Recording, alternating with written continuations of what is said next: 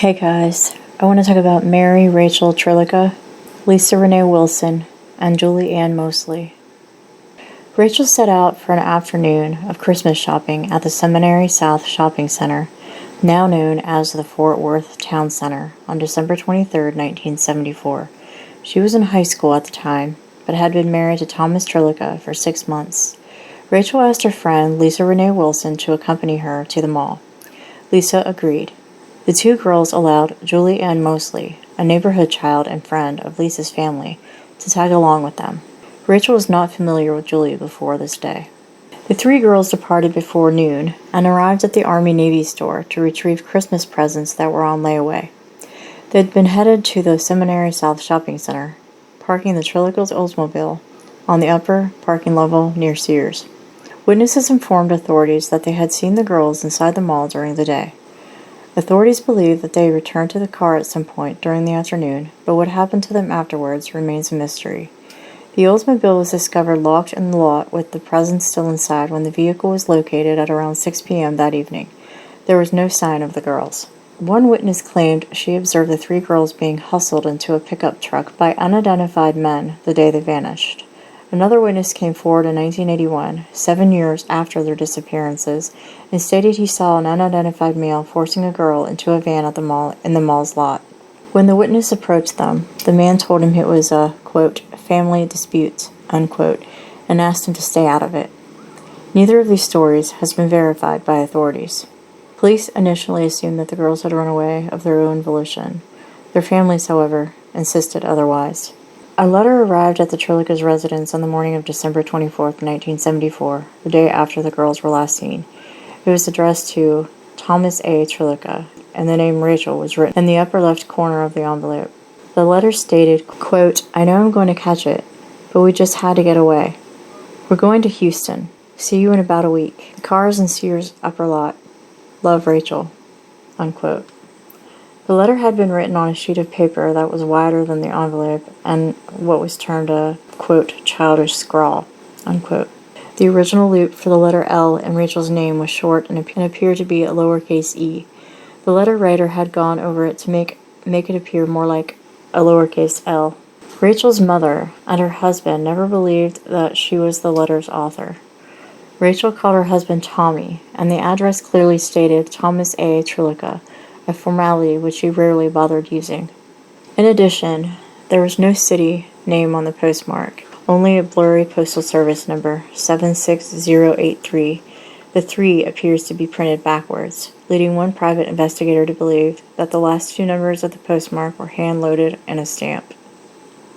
If the stamper indeed erred and the final 2 numbers are supposed to be 38, the letter was stamped in Eliasville, Texas. If the numbers were 88, the letter was postmarked from Weatherford, Texas.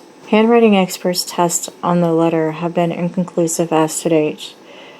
The author of the letter remains unknown. Thomas retrieved the letter out of their mailbox himself and stated that he thought it was sealed. The 10-cent stamp on the letter had been canceled the morning it arrived at the residence, December 24, 1974.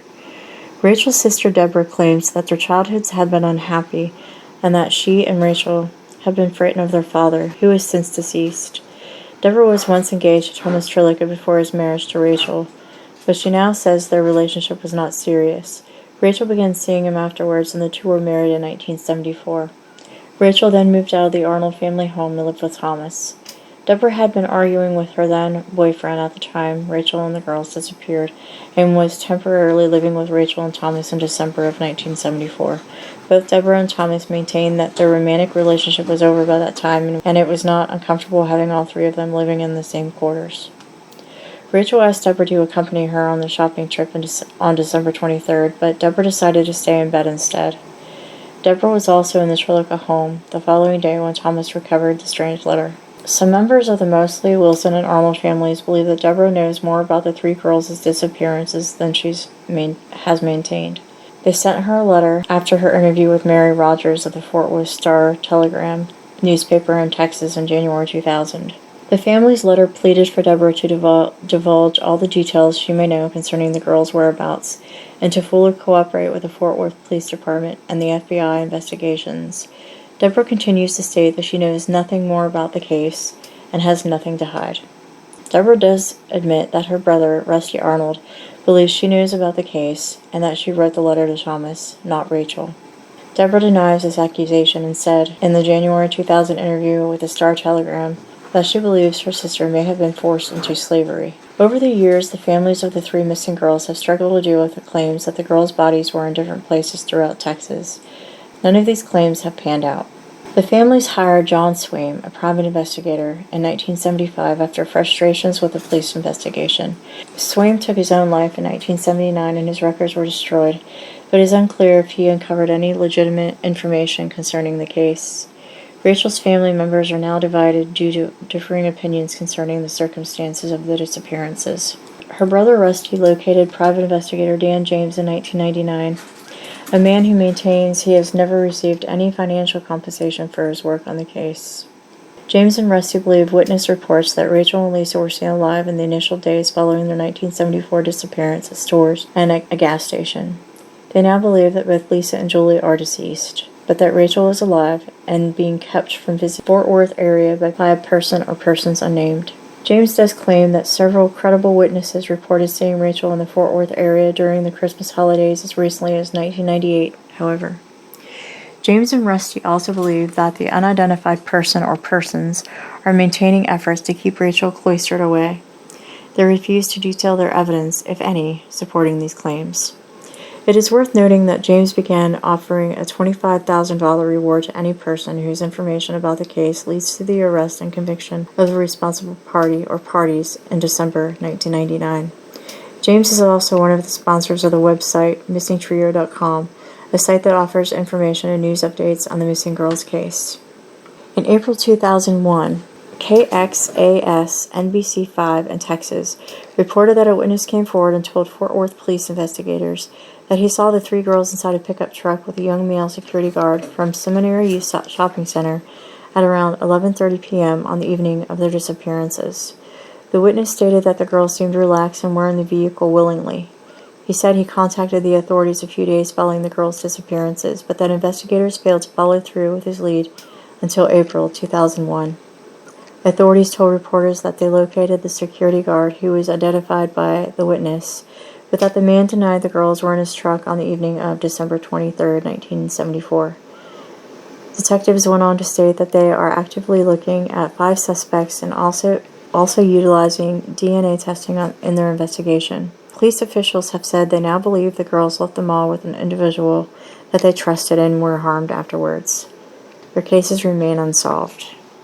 Mary Rachel Trlica was born on November 15, 1957, and has been missing since December 23, 1974 from Fort Worth, Texas. At the time of her disappearance, she was 17 years old, 5 feet 6 and 108 pounds. She's a Caucasian female with brown hair and blue-green eyes. She is addressed by her middle name, Rachel. Her upper front tooth is chipped. She has a small scar on her chin. Her maiden name is Arnold, and she is left-handed.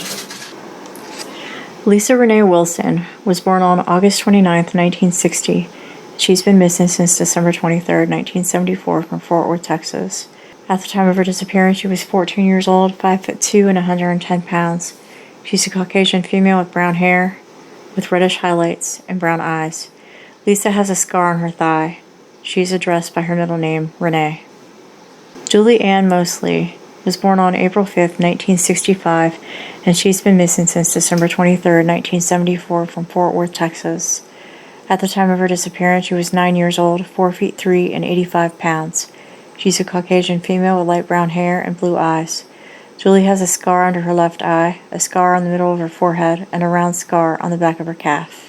If you have any information, please call the Fort Worth Police Department at 817-877-8345 or Tarrant County District Attorney's Office at 817-496-9402.